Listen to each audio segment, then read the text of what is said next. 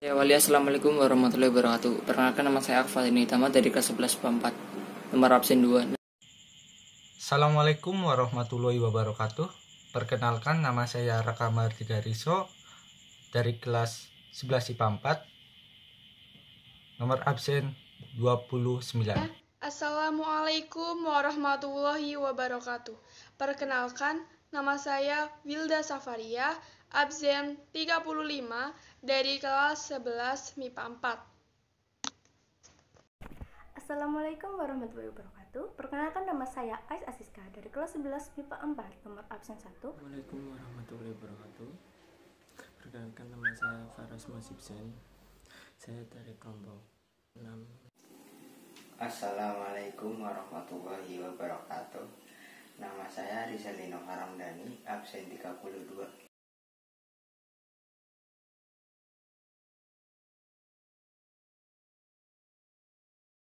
Yaitu yang pertama, persatuan-kesatuan adalah persatuan dan kesatuan. Oke, kita mulai dari persatuan. Persatuan itu berasal dari kata ikatan, dan perkumpulan itu yang jadi satu. Jadi kata dari ikatan dan perkumpulan itu jadi satu, jadi itu yang dinamakan persatuan. Nah, sedangkan kesatuan adalah berasal dari suatu kata, satu kata yang berarti utuh, tidak terpecah belah, cuma satu kata. Jadi itu yang dinamakan kesatuan. Jadi persatuan dan kesatuan adalah perkumpulan dari berbagai komponen yang membentuk menjadi satu. Nah, sedangkan di sini selanjutnya saya akan menjelaskan apa faktor pendorong dari persatuan kesatuan. Yang pertama, nasionalisme. Nasionalisme itu sudah tahu ya, maksudnya itu kayak nasionalisme kayak membela negara sendiri. Kayak kita itu nasionalisme itu lebih mementingkan kayak seperti kepentingan negara dibandingkan kepentingan sendiri. Nah, makanya nasionalisme bisa dimasukkan sebagai faktor pendorong persatuan dan kesatuan. Dan yang kedua itu rasa toleransi yang tinggi. Dengan rasa toleransi yang tinggi kita itu dapat menjadikan rasa kesatuan dan persatuan dan kesatuan itu jadi satu. Jadi misalnya si A punya pendapat yang berbeda, tapi si A itu mempunyai, si A dan si B nih misalnya, si A berpendapat dan si B juga berpendapat. Nah, dari si A ini mempunyai rasa toleransi yang tinggi. Nah, dan si B ini mempunyai rasa toleransi yang tinggi. Jadi saling enak gitu, kayak nggak ada ricu ribut. Jadi jawabannya itu bisa dipilih yang mana yang paling benar. Jadi bisa disatuin gitu. Itu yang menyebabkan rasa toleransi yang tinggi itu bisa masuk sebagai faktor pendorong dari persatuan dan kesatuan. Nah, yang ketiga, rela berkorban bagi bangsa dan negara. Ya, rela berkorban bagi bangsa dan negara itu udah pasti masuk dalam itu ya, apa sih namanya, faktor pendorong dari persatuan dan kesatuan. Nah, yang ketiga itu saya akan menjelaskan tentang apa yang menyebabkan dari Sumpah Pemuda itu loh, kayak apa yang menyebabkan terjadinya Sumpah Pemuda. Jadi yang menyebabkan itu satu, faktor sejarah yang menimbulkan rasa nasib. Dan yang kedua, keinginan untuk bersatu di kalangan bangsa Indonesia. Yang ketiga, rasa cinta tanah air di kalangan bangsa Indonesia. Dan yang keempat, rasa rela berkorban untuk kepentingan bangsa dan negara. Nah, sekian, terima kasih. Wassalamualaikum warahmatullahi wabarakatuh. Di sini saya akan melanjutkan penjelasan dari Afa dan Dwi Tama yang menjelaskan tiga unsur yang dapat memperkuat persatuan dan kesatuan negara Republik Indonesia. Yang pertama sudah dijelaskan oleh Afa dan Dwi Tama, yaitu tentang Sumpah Pemuda. Di sini saya akan menjelaskan dua, yaitu Pancasila dan Bhinneka Tunggal Ika. Nah, yang pertama, kenapa sih Pancasila itu dapat dikatakan masuk dalam memperkuat persatuan dan kesatuan dalam kesatuan Republik Indonesia? Karena Pancasila itu bersifat universal atau lebih menyeluruh, tidak diperuntukkan untuk suatu agama tertentu. Jadi unsur-unsur yang terdapat di dalam Pancasila itu bisa digunakan sebagai pedoman hidup bangsa Indonesia tanpa membeda-bedakan suku bangsa, ras, budaya, bahasa, dan sebagainya. Dengan demikian dapat dikatakan Pancasila dapat dimiliki atau digunakan oleh semua unsur bangsa Indonesia. Yang ketiga, ada Bhinneka Tunggal Ika, yang artinya berbeda-beda tetapi tetap satu. Dan inti dari Bhinneka Tunggal Ika itu persatuan dalam perbedaan. Jadi ini kenapa Bhinneka Tunggal Ika dapat menjadi unsur memperkuat persatuan dan kesatuan Indonesia.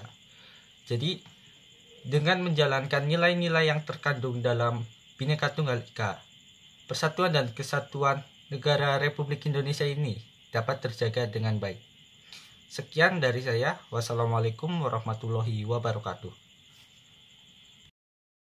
Bagaimana yang sudah dijelaskan oleh Ahfa dan Raka, yaitu faktor pendorong persatuan dan kesatuan bangsa Indonesia, ternyata ada juga faktor penghambat persatuan dan kesatuan bangsa Indonesia. Kita sering lihat ada banyak peristiwa-peristiwa yang menyebabkan gejala perpecahan itu sendiri, yaitu adanya kerusuhan antar klub sepak bola dan adanya aksi demonstrasi yang disertai dengan kekerasan, perpecahan antar suku, dan sebagainya. Peristiwa-peristiwa yang sudah saya sebutkan tadi dapat menyebabkan rusaknya persatuan dan kesatuan bangsa Indonesia ini. Ada juga faktor-faktor yang menjadi penghambat persatuan dan kesatuan di bangsa Indonesia. Apa aja itu? Ada 5 loh guys. Kebinekaan atau keberagaman masyarakat Indonesia. Yang kedua, geografis. Dan yang ketiga, munculnya gejala etnosentrisme. Yang keempat, melemahnya budaya bangsa. Dan yang kelima adalah pembangunan yang tidak merata. Dari yang pertama ya, yaitu kebinekaan. Kebinekaan atau berbagai macam budaya di masyarakat Indonesia. Kita tahu bangsa Indonesia ini memiliki banyak sekali bermacam-macam kebudayaan. Kebudayaan Bali berbeda dengan kebudayaan yang ada di Jawa. Oleh karena itu, kebudayaan dapat menyebabkan luntur atau rusaknya persatuan dan kesatuan bangsa Indonesia. Namun perlu digarisbawahi, kebudayaan ini akan menjadi faktor penghambat jikalau tidak dibarengi dengan rasa toleransi. Berarti gimana? Kalau ada rasa toleransi, berarti kebinekaan ini bukan termasuk faktor penghambat. Oke? Yang kedua adalah geografis. Kita tahu Indonesia ini terdiri dari pulau-pulau. Dan Indonesia juga disebut sebagai negara kepulauan. Bener kan? Oke? Nah, misalnya saja di Sumatera Utara dan Sumatera Selatan. Sumatera Utara dan Sumatera Selatan ini memiliki kebudayaan yang hampir mirip, tetapi berbeda dengan kebudayaan yang ada di Kalimantan. Kebudayaan yang ada di Kalimantan dan yang ada di Sumatera akan jelas berbeda, dan mereka ini akan menimbulkan sifat egosentris yang dapat memecahkan persatuan dan kesatuan bangsa Indonesia. Begitu teman-teman, oke? Akan melanjutkan presentasi. Faktor penghambat selanjutnya yaitu etnosentrisme. etnosentrisme merupakan sikap menonjolkan kelebihan-kelebihan budayanya dan menganggap rendah budaya suku bangsa lain. Masalah etnosentrisme ini disebabkan oleh pluralitas bangsa Indonesia. Bangsa Indonesia terdiri atas suku, ras, agama, dan golongan. Persoalan muncul ketika setiap suku, ras, agama, dan golongan ini berusaha memperoleh kekuasaan dan menguasai yang lain. Pertarungan kepentingan inilah yang dapat menimbulkan pertentangan antara suku, ras, agama, dan golongan. Jika masalah tersebut tidak diselesaikan, dapat memperlemah persatuan dan kesatuan bangsa Indonesia. Faktor penghambat yang selanjutnya yaitu pembangunan yang tidak merata. Proses pembangunan yang berpusat di wilayah-wilayah tertentu dapat menimbulkan kesenjangan di masyarakat. Hal tersebut apabila tidak diselesaikan dengan baik dapat memperlemah persatuan dan kesatuan bangsa. Kenapa sih bisa terjadi? Pembangunan yang tidak merata akan menimbulkan rasa iri pada daerah yang belum mendapat pembangunan terhadap daerah yang memperoleh pembangunan di semua bidang. Hal ini akan menimbulkan ketimpangan sosial yang pada akhirnya akan mendorong daerah yang tertinggal untuk melepaskan diri sehingga mengancam persatuan dan kesatuan bangsa. Di sini saya melanjutkan menjelaskan tentang isi kandungan lagu Satu Nusa Satu Bangsa dan Satu Bahasa. Oke. Sekarang saya mulai. Isi kandungan lagu Satu Nusa Satu Bangsa dan Satu Bahasa itu memiliki isi kandungan itu sangat kental dengan peristiwa Sumpah Pemuda. Ikrar yang memiliki isi Satu Nusa Satu Bangsa dan Satu Bahasa itu maknanya sangat mendalam bagi bangsa Indonesia. Makna Satu Nusa itu mempunyai makna satu, bahwa bangsa Indonesia itu mengakui bertanah air, ya, satu tanah air Indonesia.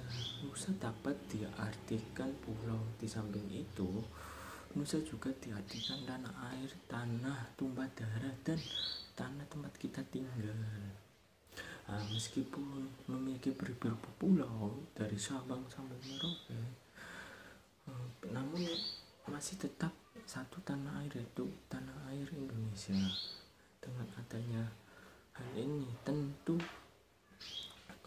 semangat untuk bersatu kuat dan menjadikan bangsa Indonesia menjadi bangsa yang kokoh dalam NKRI itu. Terus makna satu bangsa itu dapat diartikan bahwa walaupun bangsa Indonesia terdiri dari berbagai suku bangsa dengan keadaan budaya yang beraneka ragam, namun tetap mengakui sebagai bagian dari satu bangsa. Suku bangsa yang berbeda itu di wilayah NKRI itu masing-masing itu mempunyai budaya tidak sama, namun memiliki pengalaman sejarah yang sama. Hampir seluruh suku bangsa di Indonesia sama-sama pernah dijajah dalam waktu yang lama. Dari kesamaan itulah menjadikan kita itu satu bangsa sehingga lahirnya Bhinneka Tunggal Ika.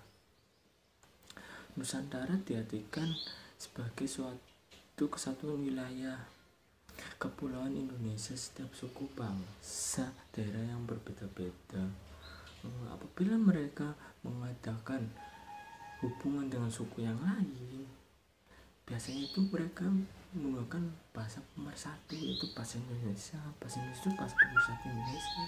Dari setiap suku bangsa daerah yang berbeda-beda, apabila mereka mengadakan hubungan dengan suku yang lain, biasanya itu mereka menggunakan bahasa pemersatu, yaitu bahasa Indonesia. Bahasa Indonesia itu bahasa pemersatu Indonesia dari Sabang sampai Merauke. Jadi tidak ada kebingungan lah, misalkan suku Jawa berbicara dengan suku Sunda, itu kan bahasanya berbeda, tapi bisa disatukan oleh bahasa Indonesia gitu.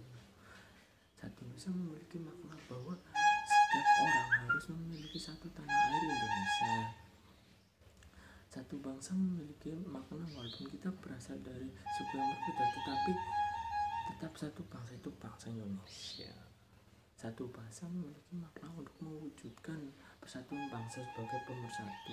Nah, itulah makna dari nyanyian satu nusa, satu bangsa dan satu bahasa gitu. Yang selanjutnya yaitu perilaku yang mewujud sikap menjaga keutuhan negara dalam rumah ya, di rumah ya ini, yaitu saling menghargai dan menyayang, saling menghormati dan menyayangi antar anggota keluarga. Misalkan kita punya adik, punya orang tua, kita harus saling sayang, saling menghormati orang tua, mengerti adik sendiri gitu. Terus tidak memaksa kehendak sendiri. Misalkan kita ingin pergi jalan-jalan ke satu yang ini tapi adik kita memiliki yang ini, mending kita dirembukin dulu biar mana yang enak itu. Jangan kita memaksa kehendak sendiri, nggak mau lah, aku maunya ini, terus kalau mau itu aku nggak gitu, jangan ya. Itu masih anak kecil banget, masih childish. Terus yang ketiga itu menghargai perbedaan pendapat. Misalkan kita ingin memilih kayak ada pemilu gitu, terus papa kita memilih nomor satu, terus kita memilih nomor 2, kita itu harus menghargai pendapat keluarga kita. Nggak boleh harus ini, harus nomor ini bagus, nggak usah, biarin kan lu berjurdil gitu. Terus yang keempat, menjaga nama baik keluarga. Kita itu bergaul dengan orang-orang yang baik, nggak boleh yang jangan yang tidak baik itu, nanti mencemarkan nama baik keluarga, itu nggak boleh, nggak baik lah gitu. Sekian dari saya, maaf kurang jelas ya, masih sama-sama belajar. Wassalamualaikum warahmatullahi wabarakatuh. Akan melanjutkan materi yang telah disampaikan oleh pembicara sebelumnya mengenai perilaku yang menunjukkan sikap menjaga keutuhan negara kesatuan Republik Indonesia. Sebelumnya kan sudah dijelaskan di rumah. Yang selanjutnya saya akan menjelaskan di sekolah. Contohnya seperti saling menolong dan saling berbagi dengan teman. Kita itu harus saling menolong ketika teman sedang mengalami kesusahan, dan saling berbagi ketika teman ada yang membutuhkan. Yang kedua, menghargai dan menghormati pendapat teman. Kita harus menghormati dan menghargai pendapat teman, karena itu sebuah toleransi agar tidak terjadi sesuatu yang tidak diinginkan seperti keributan dan sebagainya. Yang ketiga, tidak membeda-bedakan teman dalam bergaul. Contohnya seperti kita menjelek-jelekan karena ada teman yang Papua itu kulitnya hitam, kita menjelek-jelekan teman Papua itu. Kita tidak boleh, karena itu sebuah rasis. Yang keempat yaitu menghormati guru, karena guru itu sejatinya orang tua kedua setelah orang tua kandung kita, dan guru itu memiliki jasa yang mengajarkannya dengan penuh kasih sayang. Yang selanjutnya yaitu perilaku di masyarakat. Contohnya seperti tolong menolong. Kita harus tolong menolong jika ada masyarakat yang lain mengalami kesusahan. Yang kedua, saling menjaga perasaan. Kita harus saling menjaga perasaan dengan masyarakat satu dan masyarakat yang lain. Yang selanjutnya, saling menghormati. Kita harus saling menghormati, karena jika kita tidak menghormati satu sama lain, kita itu tidak bakal akur. Kita itu akan mengalami keributan atau nggak akan damai dalam masyarakat itu. Yang selanjutnya yaitu saling menghargai hak orang lain. Kita harus saling menghargai hak orang lain, karena hak kita tidak ingin dianggap orang lain itu tidak baik, maka kita harus menghargai hak orang lain juga. Yang selanjutnya yaitu tidak membeda-bedakan suku, agama, dan daerah, karena itu jika kita membeda-bedakan itu tidak bertoleransi. Sama halnya kita itu Indonesia itu mengajarkan toleransi, apalagi kita sebagai umat muslim. Yang selanjutnya yaitu bersikap bijaksana. Yang selanjutnya yaitu mau bekerja sama. Jika ada hal yang mau dibicarakan, kita harus bekerja sama terlebih dahulu.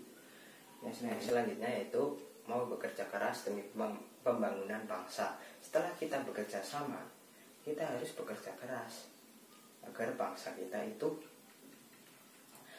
utuh. Karena kita sebagai remaja itu harus menjaga keutuhan negara ini. Itulah hal atau perilaku yang menunjukkan sikap menjaga keutuhan negara kesatuan Republik Indonesia yang bisa saya jelaskan. Terima kasih.